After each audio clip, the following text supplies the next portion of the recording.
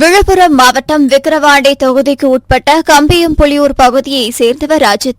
இவருக்கும் அதே பகுதியைச் சேர்ந்த சந்தியா என்ற பெண்ணுக்கும் இன்று திருவண்ணாமலையில் திருமணம் நடைபெற்றது. பின்னர் புதுமண தம்பதியினர் தனது ஜனநாயக கடமையாற்றுவதற்காக திருமணம் முடிந்த கையுடன் மணக்கோலத்திலேயே சென்று கம்பியம்புலியூர் வாக்குச்சாவடிக்கு சென்று வரிசையில் நின்று காத்திருந்து தங்களது வாக்குகளை பதிவு செய்தனர். சென்னை சோழிங்கநல்லூரை சேர்ந்த பத்மநாபன் என்பவர் குடும்பத்துடன் காரில் மயிலாப்பூர் சென்றுவிட்டு மீண்டும் சோழிங்கநல்லூர் நோக்கி திரும்பி வந்து கொண்டிருந்துள்ளார். அப்போது கார் ஓஎம்ஆர் சாலை காரப்பாக்கம் அருகே வந்தபோது காரின் மீது மெட்ரோ ரயில் பணி மேற்கொண்டு வரும் இடத்தில் இருந்து மிகவும் கனமான பொருள் விழுந்ததில் காரின் மேற்பகுதி உடைந்து சேதமாகியுள்ளது. இதுகுறித்து பத்மநாபன் மெட்ரோ பணியில் ஈடுபட்ட ஊழியர்களிடம் கேட்டதற்கு அவர்கள் முறையாக பதிலளிக்காததால் ஆத்திரமடைந்த பத்மநாபன் வாக்குவாதத்தில் ஈடுபட்டதால் பரபரப்பு ஏற்பட்டது. பின்னர் இதுகுறித்து தகவல் அறிந்து வந்த கண்ணகி நகர் போலீசார் விசாரணை மேற்கொண்டு வருகின்றனர். தேனி மாவட்டம் சங்கராபுரம் ஊராட்சியில் மக்கள் தொடர்பு முகாம் மற்றும் நலத்திட்ட உதவி வழங்கும் விழா மாவட்ட ஆட்சித்தலைவர் ஷஜீவனா தலைமையில் தனியார் மண்டபத்தில் நடைபெற்றது. இதில் 7.7 கோடி மதிப்பிலான நலத்திட்ட உதவிகள் பொதுமக்களுக்கு வழங்கப்பட்டது. முன்னதாக குடும்ப நலத்துறை சார்பில் உலக மக்கள் தொகை தினம் 2024 விழிப்புணர்வு ரதத்தை மாவட்ட ஆட்சியர் கொடியசைத்து துவங்கி வைத்தார். அதனைத் தொடர்ந்து மகளிர் குழுவால் அமைக்கப்பட்டுள்ள உணவுப் பொருட்கள், கைவினைப் பொருட்கள் மற்றும் தோட்டக்கலை, மலைப்பயிர்கள், முதலமைச்சரின் விரிவான மருத்துவ காப்பீடு திட்டம் அனைத்தையும் பார்வையிட்டார். சென்னை எண்ணூர் பகுதியில் அசோக் லேலாண்ட் தொழிற்சாலை இயங்கி வருகிறது. இதில் 1000க்கும் மேற்பட்ட தொழிலாளர்கள் பணியாற்றி வருகின்றனர். இந்நிலையில் ஆண்டுதோறும் பிப்ரவரி மாதம் நடத்த வேண்டிய தொழிலாளர் தேர்தலை நடத்த கோரி தொழிலாளர்கள் உண்ணாவிரத போராட்டத்தில் ஈடுபட்டனர். இதில் ஏராளமான தொழிலாளர்கள் கலந்து கொண்டு தற்போது சங்க நிர்வாக பொறுப்பில் இருக்கும் குசேலன் அணியை கண்டித்து கண்டன கோஷங்கள் எழுப்பினர். ஆனால் கடந்த பிப்ரவரி மாதம் தேர்தல் நடந்து இந்த மாதத்தோட 17 மாதங்கள் நடந்து கொண்டிருக்குது. 2023 பிப்ரவரி 2022 பிப்ரவரியில் தேர்தல் நடந்தது. இப்போ இந்த ஆண்டு பார்த்தீங்கன்னா ஒப்பந்தம் நெருங்கி கொண்டிருக்குது.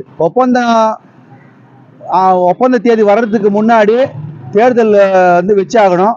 3 மாதத்துக்கு முன்னாடி பழைய ஒப்பந்த கால முடிவு நோட்டீஸ் நம்ம கொடுத்தாகணும். அந்த ஒப்பந்தத்துக்கு முன்னாடி நோட்டீஸை கொடுத்து நம்ம தேர்தல் நடத்தினாதான் தொழிலாளருக்கு தேவையான பணபலன்கள் அத்தனையும் கிடைக்கும். அதனால நம்ம தொடர்ந்து தேர்தல் கேட்டிருக்கோம். இப்ப இருக்கக்கூடிய சங்கம் அதுக்கு எதுவும் செவி கொடுக்காம தேர்தல் நடத்தாம தொடர்ந்து கால தாழ்த்தி கொண்டு இருக்கிற பல பொய்யான வாக்குறுதிகளை கொடுத்து கொண்டு நான் வாரிசாலை பேசிட்டு இருக்கேன், நான் 58-60 பேசுறேன், நான் தொழிலாளிக்கு இது பேசுறேன் அதை பேசுறேன், பல பொய்யான வாக்குறுதிகளுக்கு கால தாழ்த்தி கொண்டு இருக்காங்க. ஆனா எந்த ஒரு முன்னேற்றமும் கிடையாது. அவங்க சொன்ன எந்த ஒரு வாக்குறுதிகளும் வாரிசு வேலையாகட்டும், 58-60 ஆகட்டும், ஏசி பஸ்ன்னு சொன்னாங்க, 40 ரூபா நேரம் தாழ்த்தி வரதாக கிடைக்கணும்னு சொன்னாங்க, எதுவுமே அவங்க செய்யலை. முக்கியமாக வாரிசு வேலையும் 57 பிரதானமான கோரிக்கை, அது எதுவும் இவங்க செய்யவும் இல்லை. ஊதிய உயர்வு அதெல்லாம் தொடர்ந்து ஊதிய இழப்பு ஏற்படுது. நாங்கள் கடந்த காலத்தில் பார்த்தீங்கன்னாக்கா 708 வண்டி ஒரு மாதத்துக்கு படைச்சிருந்தா கூட நாங்கள் ஃபுல் டே ஒர்க் வாங்கி கொடுத்துருந்தோம். ஆனால் இப்போ இருக்கக்கூடிய சங்கத்தால் எந்த 1500 வண்டி 2000 வண்டி வந்தால் கூட 3 நாள் ஊதியம் 3 நாள் வேலை இவங்களால வாங்கி தர முடியல. அதனால நாங்கள் தேர்தல் கேட்டுக்கொண்டே இருக்கிறோம். வருஷத்துக்கு வாட்டி சங்க தேர்தல் வைக்க வேண்டியது சங்க பயலா. இவங்க தொடர்ந்து அதை நம்ம செய்ய கொடுக்காம இவங்க தொடர்ந்து தாளம் தாழ்த்தி கொண்டே இருக்கிறாங்க. கூடிய சீக்கிரத்தில் சங்க தேர்தலை வைக்கணும். அரியலூர் மாவட்டம் ஆனந்தவாடி கிராமத்தில் மக்கள் தொடர்பு முகாம் நடைபெற்றது. மாவட்ட ஆட்சியர் ஆனிமேரி ஸ்வர்ணா தலைமையில் நடைபெற்ற முகாமில் 78 கோரிக்கை மனுக்கள் பொதுமக்களிடமிருந்து பெறப்பட்டது. பின்னர் 248 பயனாளிகளுக்கு முதியோர் ஓய்வூதியம், திருமண உதவித்தொகை, இலவச வீட்டுமனை பட்டா, தையல் இயந்திரம், விவசாய இடுபொருட்கள் உள்ளிட்ட 1,82,22,656 ரூபாய்க்கான நலத்திட்ட உதவிகள் வழங்கப்பட்டது. முன்னதாக பல்வேறு துறைகளின் சார்பில் ஏற்பாடு செய்யப்பட்டிருந்த கண்காட்சியினை ஆட்சியர் பார்வையிட்டார். இந்த நிகழ்ச்சியில் அனைத்து துறை அரசு அதிகாரிகள் கலந்து கொண்டனர். ராமநாதபுரம் மாவட்டம் திருவாடனை தாலுகா திருவாடனை ஊராட்சி ஒன்றிய அலுவலகத்திற்கு உட்பட்ட கூட்ட அரங்கில் ஒன்றிய பெருந்தலைவர் முகமது முத்தார் தலைமையில் ஒன்றிய கவுன்சிலர்கள் கூட்டம் நடைபெற்றது. இந்த கூட்டத்தில் வழக்கம் போல் குடிநீர் பிரச்சினை உள்ளிட்ட பல்வேறு பிரச்சினைகள் குறித்து கவுன்சிலர்கள் வேண்டுகோள் விடுத்தனர். மேலும் சிறுகம்பையூரில் வயல்காடு பகுதியில் செல்லும் மின் கம்பிகள் மிகவும் தாழ்வாக செயல்கிறது, அதை சரி செய்ய பலமுறை கூட்டத்தில் கூறியும் இதுவரை சரி செய்யப்படவில்லை என்று கவலை தெரிவித்தனர். இந்த கூட்டத்தில் பல்வேறு துறை அதிகாரிகள் கலந்து கொண்டனர். தூத்துக்குடியில் உள்ள மாநகராட்சி நடுநிலைப் பள்ளியில் தொடக்கப்பள்ளி ஆசிரியர்களுக்கான கையடக்க கணினி வழங்கும் நிகழ்ச்சி நடைபெற்றது. அமைச்சர் கீதா ஜீவன் தலைமையில் நடைபெற்ற இந்த நிகழ்ச்சியில் நாடாளுமன்ற குழு தலைவர் கனிமொழி கருணாநிதி MP கலந்து கொண்டு 46 ஆசிரியர்களுக்கு கையடக்க கணினி வழங்கினார். ஈரோடு மாவட்டம் கோபிச்செட்டிப்பாளையம் அருகே உள்ள கோட்டுப்புள்ளாம்பாளையம் பகுதியைச் சேர்ந்தவர் குமார். இவர் அதே பகுதியைச் சேர்ந்த இந்துமதி என்பவரை காதலித்து திருமணம் செய்து கொண்டு சொந்த ஊரில் வசித்து வந்துள்ளார். இந்நிலையில் கணவன் மனைவி இருவருக்கும் ஏற்பட்ட கருத்து வேறுபாடு காரணமாக குமாரின் மனைவி இந்துமதி கணவரை பிரிந்து கோபியில் உள்ள தனது தாய் வீட்டில் வசித்து வந்துள்ளார். இந்நிலையில் இந்துமதிக்கு தனது தாய் வீட்டின் அருகே வேலை செய்து வந்த ஸ்ரீதர் என்பவருடன் பழக்கம் ஏற்பட்டுள்ளது. இதனை அறிந்த குமார் தனது மனைவியை கண்டித்துள்ளார். இதனால் ஆத்திரமடைந்த இந்துமதி தனது கள்ளக்காதலனுடன் இணைந்து கணவரை வெட்டி ஊருக்கு வெளியே சாக்கு மூட்டையில் கட்டி வீசியுள்ளார். பின்னர் இதுகுறித்து வழக்கு பதிவு செய்த காவல்துறையினர் இந்துமதியை விசாரித்தபோது கள்ளக்காதலனுடன் இணைந்து கணவரை கொலை செய்தது கண்டுபிடிக்கப்பட்டது. இந்த கொலை குறித்த வழக்கு கோபி நீதிமன்றத்தில் நடந்து வந்த நிலையில் கொலை குற்றவாளியான இந்துமதி மற்றும் ஸ்ரீதர் ஆகிய இருவருக்கும் ஆயுள் தண்டனையுடன் 10,000 அபராதமும் விதித்து நீதிபதி தீர்ப்பளித்தார். செங்கல்பட்டு மாவட்டம் கருங்குழி பேரூராட்சிக்கு உட்பட்ட பெரியநகர், ஆதிவாசி நகர் ஆகிய பகுதிகளில் நமக்கு நாமே திட்டத்தின் கீழ் சன் பார்மா தொழிற்சாலை உதவியுடன் ரூபாய் 30 லட்சம் மதிப்பீட்டில் சமுதாய நலக்கூடம் மற்றும் 12 லட்சம் மதிப்பீட்டில் புதிய நியாய விலை கடை கட்டிடம் கட்டுவதற்கான பூமி பூஜை போடும் நிகழ்ச்சி நடைபெற்றது. பேரூராட்சி மன்ற தலைவர் தசரதன் தலைமையில் நடைபெற்ற இந்த நிகழ்ச்சியில் பேரூர் செயல் அலுவலர் அருள்குமார், பேரூர் செயலாளர் சுந்தரமூர்த்தி, பேரூராட்சி மன்ற உறுப்பினர் உமா பூபதி ஆகியோர் கலந்து கொண்டு புதிய கட்டிடம் கட்டுவதற்கான பூமி பூஜை போடும் பணியை தொடங்கி வைத்து பொதுமக்களுக்கு இனிப்புகள் வழங்கினர். ஒன்றிய அரசு கொண்டு வந்துள்ள 3 புதிய குற்றவியல் திருத்த சட்டங்களை ரத்து செய்ய கோரி விருதுநகர் ரயில் நிலையம் முன்பு வழக்கறிஞர்கள் போராட்டத்தில் ஈடுபட்டனர். இதில் ஏராளமானோர் கலந்து கொண்டு ஒன்றிய அரசை கண்டித்தும் புதிய குற்றவியல் சட்டங்களை திரும்பப் பெற கோரியும் முழக்கங்களை எழுப்பினர். திருவாரூரில் உள்ள தனியார் கூட்ட அரங்கில் டெல்டா சமையல் சங்கத்தின் துவக்க விழா மற்றும் நிர்வாகிகள் தேர்வு நடைபெற்றது. இதில் மாநில தலைவராக மணிகண்டன், பொதுச் செயலாளராக மீரா மைதன், பொருளாளராக சையத் முபாரக், செயலாளர்களாக முகமது சிராஜுதீன், தமிழ் செல்வன், திருவாரூர் மாவட்ட தலைவராக கண்ணன் ஆகியோர் பொறுப்பேற்றுக் கொண்டனர். அப்போது சங்கத்தை பதிவு செய்வது, சமையல் கலைஞர்களுக்கு அரசு நல உதவிகள் பெறுவது, அரசிடம் தனி நலவாரியம் கேட்டு பெறுவது, மாநிலம் முழுவதும் சமையல் கலைஞர்களை ஒன்றிணைத்து சங்கத்தினை வலுப்படுத்தி அரசு நலத்திட்டங்களை பெறுவது உள்ளிட்ட தீர்மானங்கள் நிறைவேற்றினர். சமையலுக்குன்னு ஒரு தனி சங்கம் இல்லை, அந்த தனி சங்கத்தை உருவாக்கணுங்கிற நோக்கத்தினால டெல்டா சமையல் சங்கம் சமையல் சார்ந்து வாழக்கூடிய அனைவருக்கும், சமையல் தொழில் செய்யக்கூடிய அனைவருக்கும் ஒரு அடையாளம் வேண்டும் என்ற நோக்கத்தினால் டெல்டா சமையல் சங்கம் ஒன்று துவங்கியிருக்கோம். இன்றைக்கி தான் முதல் கூட்டம். இன்றைக்கி நிர்வாகிகள்லாம் வந்திருக்காங்க. நான் ஒரு 6 மாதத்தில் ஒரு பொதுக்குழு கூட்டமோ ஒரு செயற்குழு கூட்டமோ ஒரு கூட்டமாக போடுறோம். ராமநாதபுரம் மாவட்டம் முதுகுளத்தூர் அருகே உள்ள இளஞ்சம்பூர் அரசு உயர்நிலைப் பள்ளி மாணவர்களை கொண்டு கமுதி மதுவிலக்கு ஆயத்தீர்வை சார்பில் மது ஒழிப்பு விழிப்புணர்வு பேரணி நடைபெற்றது. இந்த விழிப்புணர்வு பேரணியில் பள்ளி மாணவ மாணவிகள் பதாகைகளை ஏந்தி இளஞ்சம்பூர் கிராமத்தில் உள்ள முக்கிய தெருக்கள் வழியாக ஊர்வலமாக சென்று மதுவினால் ஏற்படும் பாதிப்புகள் குறித்து விழிப்புணர்வு ஏற்படுத்தினர். இந்நிகழ்ச்சியில் இருசக்கர வாகன ஓட்டிகள் அவசியமாக தலைக்கவசம் அணிய வேண்டும் என்பதை வலியுறுத்தியும் பேரணியாக சென்றனர். இதில் பள்ளி மாணவ மாணவிகள், பொதுமக்கள் உட்பட 200க்கும் மேற்பட்டோர் கலந்து கொண்டனர்.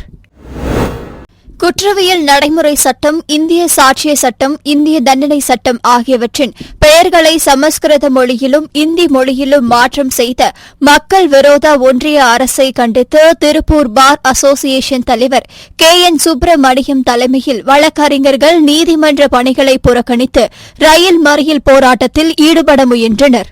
அப்போது காவல்துறையினர் வழக்கறிஞர்களை தடுத்து நிறுத்தினர்.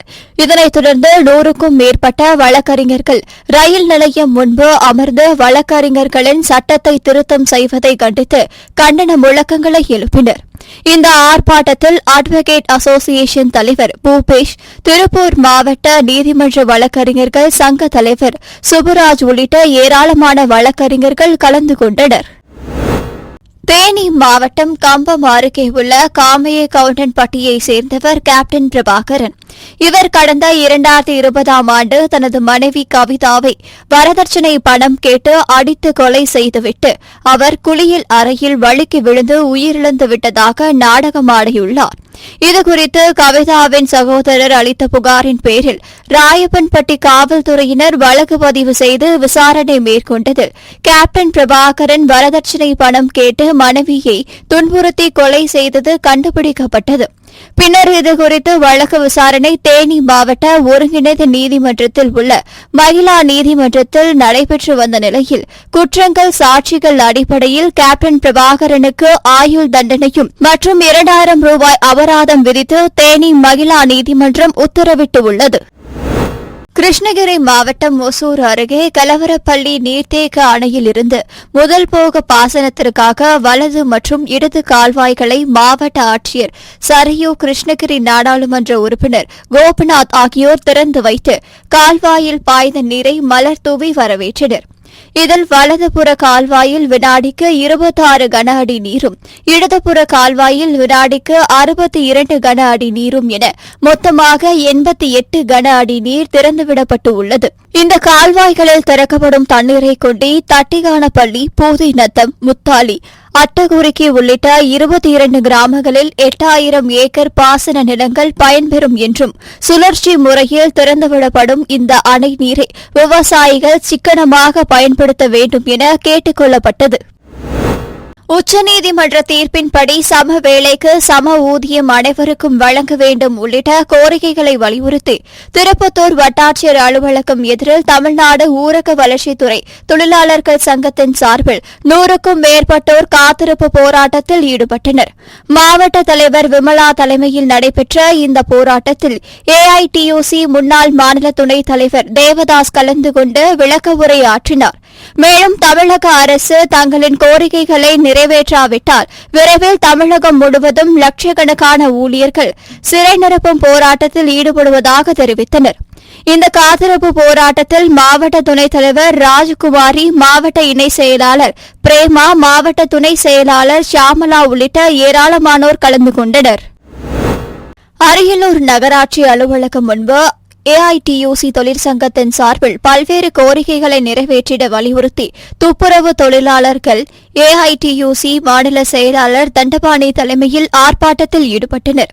இந்த ஆர்ப்பாட்டத்தில் மாவட்ட ஆட்சியர் அறிவித்த 31 மாத தினக்கூலி அரியர் பணத்தை உடனடியாக வழங்கிட வேண்டும் எனவும், மழைக்கோட், கையுறை, சோப் உள்ளிட்ட பாதுகாப்பு உபகரணங்கள் வழங்கிட வேண்டும், ஒவ்வொரு நாளும் வேலை நேரத்தை மாற்றிக் கொண்டிருக்கும் போக்கை கைவிட வேண்டும், துப்புரவு தொழிலாளர்களுக்கு சொந்த குடியிருப்பு வசதி கட்டிக் கொடுக்க வேண்டும் உள்ளிட்ட பல்வேறு கோரிக்கைகளை வலியுறுத்தி ஆர்ப்பாட்டத்தில் ஈடுபட்டனர்.